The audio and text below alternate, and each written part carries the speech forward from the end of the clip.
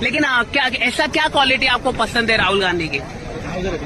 मुझे उनका मजाकिया। तो अपने डिवोर्स पेपर भी साइन करवा लियो मेरे से। अच्छा, अब केजरीवाल तलाक की वजह बनेंगे, ऐसा आप कहना बनेंगे जी। मैं तो छोड़ूंगा अपनी मैडम के लिए अगर वो केजरीवाल को वोट देके आई। कंट्रोल अंकल जी कंट्रोल। इस क्रिकेट के चक्कर में अपना जीवन मत बर्बाद करो। तो इस क्रिकेट की वीडियो को दिखाइए, आगे हम जो दिखाने वाले हैं उसको भी दिखाइए। तलाक की नौबत नहीं आएगी, जूता लेके दौड़ेगी वो। मेरी शादी नहीं हुई है, जब तक बीजेपी इंडिया से डिलीट नहीं हो जाएगी जब तक मैं शादी नहीं करूंगा। ये मेरा बीजेपी इंडिया से नहीं हटेगी, शादी नहीं करूंगा। सबसे बड़ी बात मैंने बोल दिया, भाई रेलुआ नहीं मारूंगा, करूंगा तो एक दिन शादी। भाई हमारे लिए भी बनी है। अगर बीजेपी हटी ही नहीं तो क्या होगा? हटेगी, 5-6 साल में हटेगी। तो भूल जा भाई, शादी भूल जा। हटेगी, मैं उसके बाद शादी कर लूंगा। कुछ पप्पू और उनके चमचों में ज्यादा फर्क नहीं है। एक प्रधानमंत्री बनने के बाद शादी करना चाहता है, तो एक बीजेपी को हटा के शादी करना चाहता है। सेम। दोनों मुमकिन नहीं लग रहे हैं इस जीवन में। इसके रडुआ ही मरेगा बेटा, ऐसे हाल नहीं। तो शादी करना चाहिए राहुल गांधी से? हाँ, क्यों नहीं। बट मैं चाहूंगी कि शादी के बाद मेरा सरनेम चोपड़ा ही नहीं। लेकिन क्या ऐसा क्या क्वालिटी आपको पसंद है राहुल गांधी की?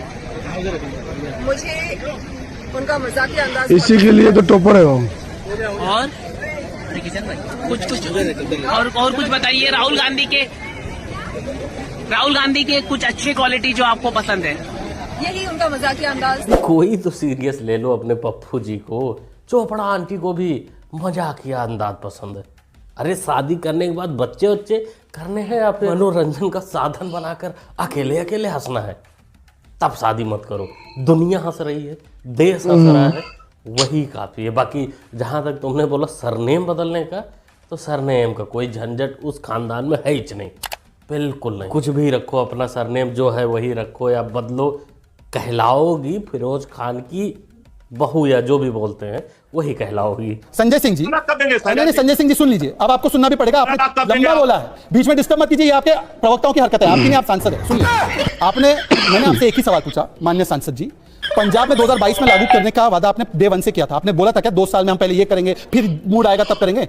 ये संगम सिनेमा के बाहर का समय नहीं है, ये पंजाब में आपने गारंटी दी थी कि प्रथम दिन से महिलाओं को देंगे। आप बताइए कि पहले दिन से लागू क्यों नहीं है वहां पे? अभी यहाँ पर भी मूड बदल जाएगा आपका, तो कब लागू करेंगे आप? हाँ नहीं बताइए ना, भटका रहे हैं भाई।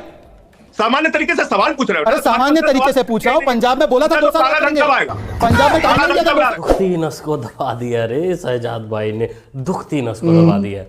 वैसे शहजाद भाई संगम टॉकीज नहीं, शायद सुपर टॉकीज था, जहां ये टिकट ब्लैक करता था, ऐसा जो आरोप है। डिबेट था पैसों के लेके कि पंजाब में महिलाओं को क्यों नहीं दिया गया। तो भाई ये कैसे बताएगा? केजरीवाल बताएगा क्यों नहीं दिया है। मैं अभी आ रहा था ना सर, बिल्कुल यहाँ इंडिया गेट पे एक बहुत बड़ा पोस्टर लगा हुआ है, बड़ा नया सा लग रहा था। उस पर लिखा हुआ था, बीजेपी का पोस्टर था, उस पर लिखा हुआ था कि ये 2100 रुपये देने की बात कर रहे हैं, इन्होंने पंजाब में भी नहीं दिए। तो चलो एक मैं आपका पॉइंट एडमिट कर लेता हूँ कि हाँ, आप राष्ट्र निर्माण कर रहे हो, आप सबसे गरीब तबके को वो जरूरतमंद चीजें दे रहे हो जिससे वो आगे बढ़ सकें। केवल गरीब को नहीं, हाँ मिडिल क्लास को भी। पर इस क्लेम पे आपका क्या कहना है कि पंजाब में तो हुआ नहीं? दे देंगे। अभी तो है सरकार हमारी, कहाँ जा रहे हैं? बस भाई लोग यही वीडियो अपने अपने बीबियों को दिखा दो जो लाइन में लगी हैं, तलाक बिल्कुल नहीं होगा। घर में कलेश से बच जाओगे तुम लोग कि भाई अभी पंजाब में 2-3 साल ही तो हुए सरकार को, दे देंगे, अगला चुनाव आने तो दीजिए, एक किस्त डाल देंगे चुनाव जाते जाते, टेंशन नहीं लेने का। और यही कुछ हाल दिल्ली में, फार्म भर लो, मान लीजिए सरकार आ जाती है तो दे देंगे, जैसे और सब चीज़ों को दिया और सब सारे कामों को किया। तो यही कहेंगे, एक होता है टोपीबाज, ठीक है संभाल लेते हैं लोग उसको, एक होता है ढीठ टोपीबाज, सामने उसको पता होता है कि वो क्या बोल रहा है, पता तो सबको होता है टोपीबाजों को, लेकिन ये इतना समझता है कि सामने वाला मूर्ख है, हम जो टोपी पहनाएंगे वही जनता पहन लेगी। थोड़ी बहुत पॉलिटिक्स तो समझने लगा हूँ। यमुना पे वोट नहीं मिलेंगे। आज 10 साल बाद ये कह रहे हैं, और बेशर्मी देखो, लाज शर्म का नामो निशान नहीं। ये कैसी आपदा? ये कह रहे हैं यमुना की सफाई से वोट नहीं मिलते। अरे वोट नहीं मिलेंगे तो क्या यमुना को बेहाल छोड़ देंगे? जी यमुना तो छोड़िए, ये ऐसा ढीठ टोपीबाज है कि वोट के लिए कुछ भी कर सकता है, रोहिंग्यों को सैलरी बांट सकता है, बच्चों की अपने परिवार का कसम खा के मुँह कर सकता है, जो बोला था हम कांग्रेस के साथ नहीं जाएंगे, तो ये कुछ भी कर सकता है। ये आतंकियों के घर में बैठ के खाना भी खा सकता है, कुछ भी कर सकता है वोट के लिए। यमुना तो एक छोटी चीज है इसके लिए। आप आज तक के चैनल से मोहन भागवत जी से अपील करता हूं कि इस देश के अंदर चूंकि जाति प्रथा, जातिगत जो है राजनीति वो देश को तोड़ रही है, हिंदू समाज को तोड़ रही है, तो जाति तोड़ो आंदोलन शुरू करें और इस बात को ऑफिशियली नोटिफाई करें मोदी सरकार कि जो भी आदमी, जो भी परिवार अपनी जाति में शादी करेगा उसको वो प्रिविलेजेस नहीं मिलेंगे। करिए कि बता कौन रहा है? वो आशुतोष जिसने अपना टाइटल गुप्ता बता दिया चुनाव के पहले। तो जी आप सबको पता ही होगा कि ये जो आशुतोष है, कलुआ है, ये केजरीवाल और पप्पू का चेहरा रह चुका है। तो भाई दोनों के थोड़े थोड़े गुण तो इसके अंदर होंगे ही। टोपी पहनाना, पलटी मारना केजरी मियाँ से सीखा होगा, बाकी जाति बदल कर काम चलाना ये तो शायद पप्पू से ही सीखा होगा, और किसी के बस का है ही नहीं। मेरे जैसा बेवकूफ नहीं होता इस देश में नहीं है। एक चीज और बता दो, धीरे से बताना कान में। दारू वारू फ्री बता रहा है कि दारू वारू नहीं कुछ नहीं। दिल्ली में फ्री दारू है? नहीं। पानी आ रहा है? हाँ आ रहा। डेली आता है? हाँ। साफ पानी भी आता है? हाँ। यमुना साफ हो गई? हो गई। प्रदूषण नहीं है दिल्ली में? नहीं है। और लोकतंत्र? वो भी नहीं है। संविधान? नहीं है। कुछ भी नहीं है दिल्ली में? दिल्ली में तो कुछ भी नहीं है। दिल्ली में खड़े हैं, कहाँ बात कर रहे हैं? तो कुछ नहीं मिल रहा दिल्ली में? अरे सब कुछ मिल रहा है, अपने पैसे कमाए खाओ। केजरीवाल जी तो कह रहे हैं फ्री दे रहे हैं। नहीं, और मोदी का राशन चल रहा है आपके यहाँ पर? हाँ राशन कार्ड है जी। कुल मिलाकर चाचा जी हो गए थे कंफ्यूज। अब इनको ये नहीं समझ में आया कि 500 रुपए जो मिल रहे हैं टोपी लगाने का, उसका क्या करना है। और एक बात ये भी सच है कि ऐसे ही लोगों को केजरी मियाँ या फिर और जो भी पार्टियां हैं भारत में, ये सब पैसों के दम पर मूर्ख बनाती हैं। ये लोग पैसे के लालच में आ जाते हैं, पौवे के लालच में आ जाते हैं। अब इन्होंने क्या बोला क्या नहीं, भाई जो भी ज़्यादा इनसे पूछोगे तो सारी सच्चाई उगल देंगे, क्योंकि भाई इनको पार्टी से कोई लेना देना नहीं। जिधर पैसा फेंका जाता है बिल्कुल। और सारी पार्टियां ऐसे ही वोटरों को लुभाती हैं, मिलाकर बोले तो जाल बिछाती हैं और जाल में इनको फंसाती हैं। बाकी जो समझदार हैं वो पैसे भी ले लेते हैं और वोट भी नहीं देते, वोट अपने मर्जी से ही करते हैं, जो उनको सही लगता है, जो लगता है कि नहीं देश के लिए काम करेगा। और आज के इस फ्लाईओवर के उद्घाटन में एक और शानदार बात हम लोगों को देखने को मिली, सुनने को मिली। क्या बात कर रहे हैं? कि 352 करोड़ की लागत से जहां इस फ्लाईओवर का निर्माण होना था, वो निर्माण कार्य महज 3 करोड़ 12 लाख रुपए में ही संभव हुआ। मतलब 40 करोड़ रुपए की हम लोगों को यहाँ पर बचत हुई। क्या बोला तूने? मतलब 40 करोड़ रुपए की हम लोगों को यहाँ पर बचत हुई। हम पढ़े लिखे लोग हैं, फाइनेंस भी समझते हैं। कुछ लोगों को लग रहा होगा कि ये पढ़े लिखे लोगों में स्लिप ऑफ टंग हो जाती है, लेकिन ऐसा नहीं है। ये स्लिप ऑफ टंग नहीं है, दिल की बात है जो जुबां पर आई है। बजट तो 352 करोड़ का ही था ओवरब्रिज बनाने का, फ्लाईओवर बनाने का, और बना भी वो 3 करोड़ 12 लाख में, और फायदा भी 40 करोड़ का हुआ है। लेकिन जो बीच के 308 करोड़ है वो कहाँ गए? अरे वो इसी गारंटी कार्ड में गए होंगे, इसमें 21 रुपए का भरवाया जा रहा था। भाई वो फ्री में थोड़ी ना आएगा, उसके लिए कहीं अलग से किसी से ले लेते तो झंझट हो जाती।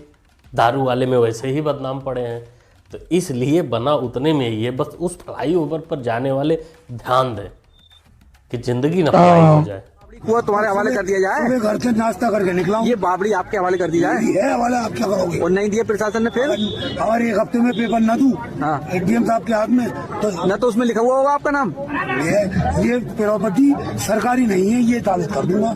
ये हमारे भाई के नाम। सरकारी तो नहीं है, तो रानी की प्रॉपर्टी है। तो रानी के कौन हो आप? ये आपको इस बात का मैं कोई उत्तर नहीं दे सकता। मतलब आप रानी कौन हो ये नहीं बताओगे? ये मैं नहीं बता सकता वीडियो को। सही बात है, तुम लोग परेशान मत करो अंकल जी को, नहीं बता सकते मीडिया में। ये सारी चीज़ें मीडिया में बताने वाली नहीं होती।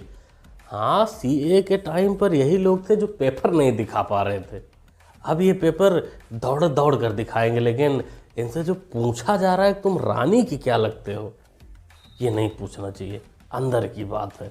भाई राजा जी अपने समय में गए होंगे शिकार पर, उनके जो सेना रही होगी, हो सकता है 1-2 थक गए होंगे, और इसके खानदान की कुटिया में, अरे झोपड़ी में आराम कर लिए होंगे 1-2 मिनट, 1-2 घंटा, जो भी हो। ये बताने की जरूरत तो है नहीं, आप लोग खुद ही समझदार हैं कि ये रानी का क्या लगता होगा। सुल्ताना बेगम आखिरी मुगल बादशाह बहादुर शाह जफर की प्रपौत्र वधू हैं, जो अब कोलकाता के पास हावड़ा की एक झुग्गी बस्ती में बड़ी गुर्बत और गरीबी में अपने दिन आजकल बिता रही।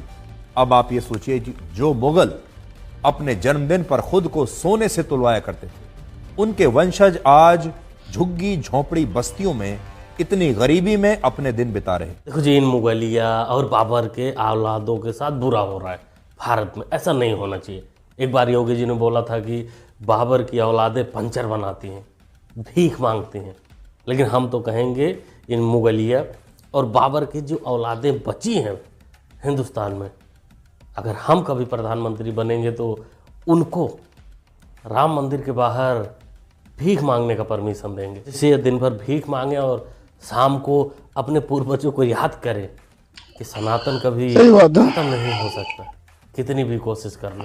हर हर महादेव। आप सभी को बाबा विश्वनाथ की नगरी से मैं रोशनी कुशल जायसवाल 2025 की शुरुआत बाबा विश्वनाथ के दर्शन करके शुरू कर रही हूँ और आप सबकी का भी 2025 बहुत ही ज्यादा शुभ रहे, यही मेरी मनोकामना है। जो लोग काफी परेशान थे, आप लोग भी परेशान थे कि अंगूरी भाभी कहाँ है। अब अंगूरी भाभी वापस आ चुकी हैं एक नए अवतार में, भोले बाबा के शरण में आकर। ये इसी रास्ते पर चले तो अच्छी बात है।